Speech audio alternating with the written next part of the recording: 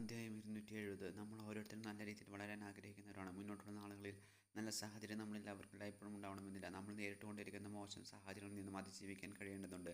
വളർച്ച പ്രാപിക്കാൻ നമ്മൾ ഓരോരുത്തരും നല്ലതുപോലെ കഷ്ടപ്പെടേണ്ടതായിട്ടുണ്ട്. നമ്മൾ എത്രമാത്രം കഷ്ടപ്പെടുന്നു അതിനനുസരിച്ചായിരിക്കും മുന്നോട്ട് ഓരോ ഉയർച്ചയും സാമ്പത്തിക നേട്ടങ്ങളും കൈവരിക്കാൻ കഴിയുക. നമ്മൾ വേണ്ട രീതിയിൽ മുന്നേറാൻ നിരന്തരം ശ്രമിച്ചുകൊണ്ടിരിക്കണം.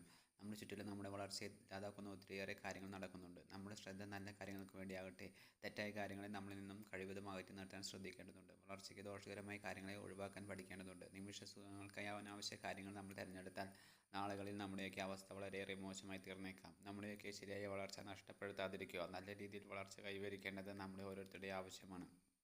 നമ്മുടെ ചുറ്റിലുമുള്ള ശരി തെറ്റുകൾ തിരിച്ചറിയാൻ ശ്രമിക്കുക. ശരികളുമായി മുന്നോട്ട് പോകുവാനും തെറ്റുകളെ ഉപേക്ഷിക്കാനും കഴിയേണ്ടതുണ്ട്. നമ്മുടെയൊക്കെ വിലപ്പെട്ട സമയം പാഴാക്കാതെ അലസരായിരിക്കാതെ നഷ്ടങ്ങളെക്കുറിച്ചും പരാജയങ്ങളെക്കുറിച്ചും ആലോചിച്ചു നിരാശപ്പെട്ടിരിക്കാതെ മുന്നേറുവാനായിട്ട് വളർച്ചയെ നശിപ്പിക്കുന്ന കാര്യങ്ങളിൽ നിന്ന് വിട്ടു നിൽക്കാനായിട്ട് നമ്മളെല്ലാവർക്കും ഇനിയുള്ള നാളുകളിൽ സാധിക്കട്ടെ.